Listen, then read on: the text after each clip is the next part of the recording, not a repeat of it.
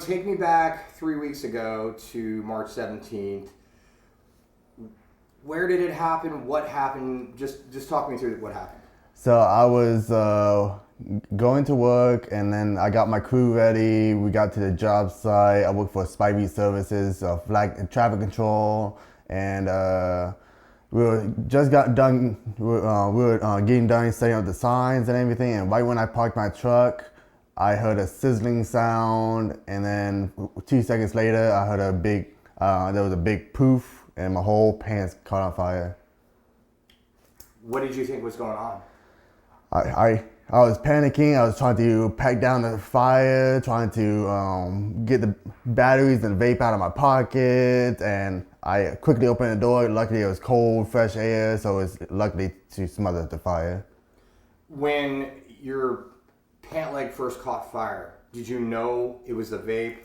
Tell me about that. Yeah, I definitely knew it was a vape because I had the vape and the batteries in my pocket. I didn't have my keys in there. I didn't have my wallet. I didn't have nothing else. It's just the vape equipment in my pocket, and then it just all caught on fire.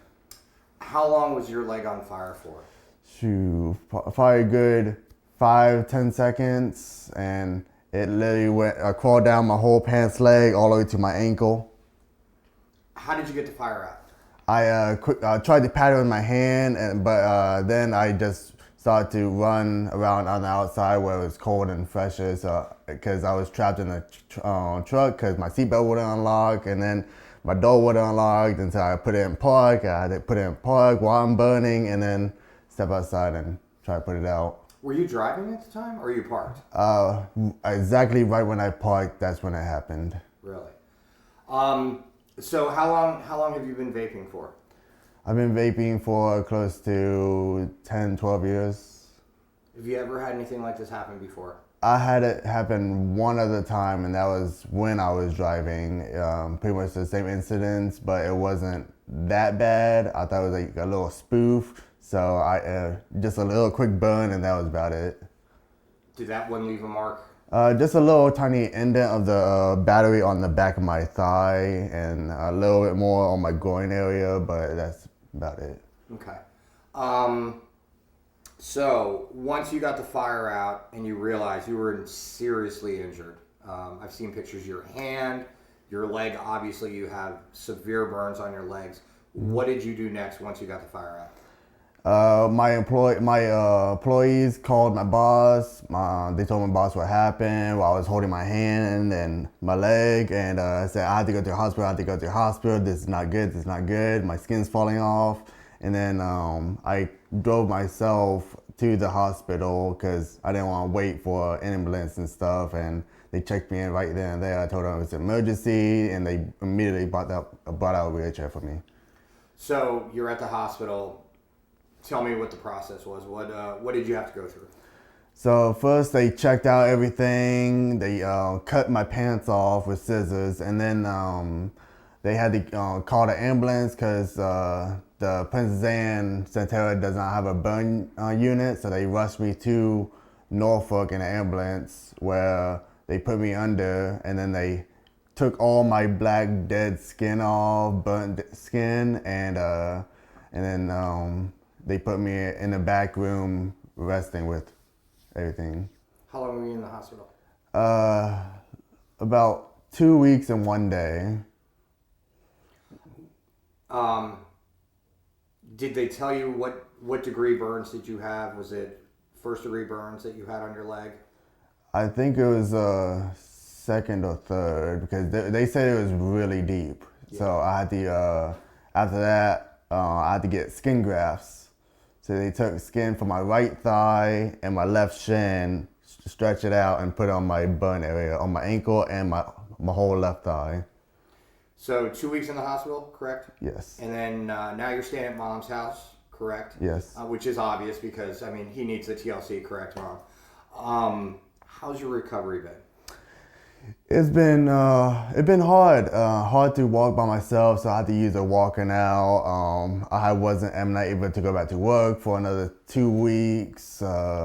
Just a lot of pain right now. What are you doing before you go back to work and all that, what are you doing? Like, are you applying? I see you got bandages. Are you applying any kind of topicals to it? Any creams, things like that? What are you doing? Yes, we are putting multiple creams on it to heal. When I do get outside, I have to put nothing but sunscreen on it for about a year straight. There's still a lot more process, a lot more healing to do. So I gotta ask. After this experience, did you quit vaping? Yes, I did. Why? Because of how dangerous it is. It's not worth ruining your body or your life just for a quick nicotine high. If you are going to keep vaping, use safety precautions when vaping. Don't put it on anything wet. Don't put it in your pocket. Just keep everything away from everything. Now, I understand you are into wrestling. How long have you been into wrestling, and what kind of wrestling do you do? I've been wrestling for a little over, I believe, 10 years. And I do backyard wrestling, and I also do independent wrestling. So I do backyard wrestling where we wrestle in Newport News, they're called TWA, Tidewater Wrestling Alliance. It's free to watch. And I also do independent wrestling, like I travel to different state to state wrestling. Is that why you ended up out in California? You said you lived in California for a while. Was it wrestling that drew you there? No, that was when I was a little baby. Oh, okay. Yeah, I yes. got you. Why wrestling? Why was that something that you wanted to do? It's something I was passionate about because I like putting smiles on everyone's faces and seeing how kids would look up to me, have sign autographs and all this other stuff. And even in this bad time, I like to get back to the community and wrestle and stuff to give everyone hope kind of thing and have someone to like escape reality for a little bit, watching us wrestle for a couple hours. Okay. There's an event this weekend? Yes, Sunday. What's the event this weekend? Sunday, we have an event called Fight Forever. It's at Huntington Park in Newport News, and I'm going to be making my quick return to explain what happened, my burn, and how long I'm going to be out, because I probably won't be wrestling all summer long. Is this a group you usually wrestle with? Yes. What's the name of that group? Tidewater Wrestling Alliance. We have a Facebook page on Facebook. Okay. Is there a flyer for this weekend's thing on their website? It should be on our website.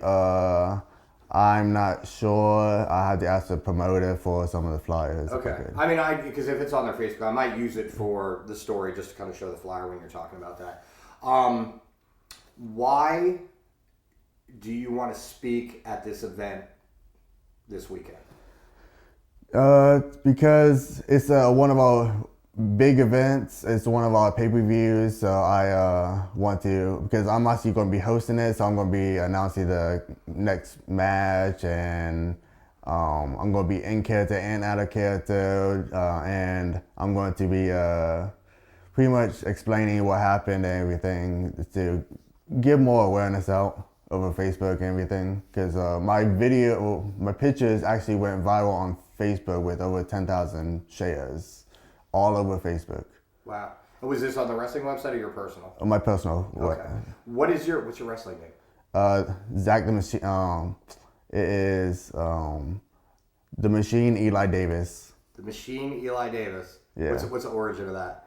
Well, it's kind of like one of the characters from Metal Gear Solid.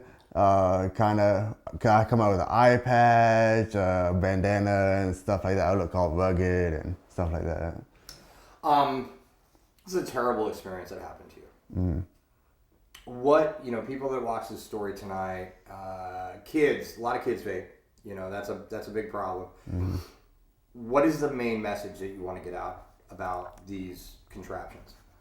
Just stay away from them. Kids should not be doing it. There's a lot more stuff you can get addicted to, like get addicted to going to the beach or going out, having fun and stuff. Don't get addicted to these little nicotine pens and stuff like that.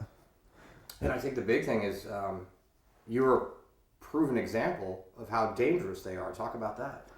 Yeah, it's so dangerous because you never know when it's going to explode, when it's going to happen. There's no pretty much warning labels all on the vapes or whatever. It just says it may cause cancer. It doesn't tell you what it could happen if it's around something else, or it can catch on fire or explode or anything like that. There's no safety on the vapes or the batteries or anything. Now I gotta ask this, and if you don't want to answer it, that's fine. Are you possibly pursuing a lawsuit against the company that made it? I most likely will. I will try to see what I can do about doing a lawsuit for them. Yes. What was the brand of the vape that you had that exploded? What do they call them? The vape batteries. It's a box mod, but it's batteries that goes into the mod. Okay. And what's the name of the company that makes the actual vape?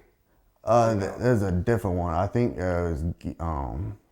I'm not sure. I would have to look that one up. Okay. I don't think that's a real big thing. That's not really part of it. I was just curious if legal was something that you guys were considering. Yeah. Possibly. Yes. Okay.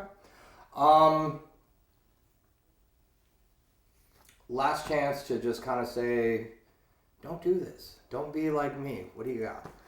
Yeah. So don't do this.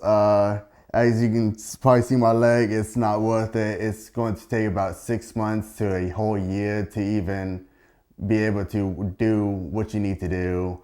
And it's not worth the pain and the suffering. So please stay away. Okay.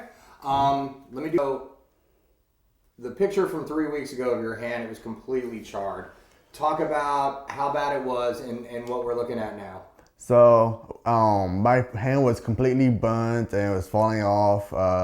They took all the skin off my hand, and I had to put cream on it every single day because it was drying out. My fingertips was charred black. Right now it's pretty much healed. It's still peeling every now and then, and yeah, it's still healing out there all this time too. How's it feel?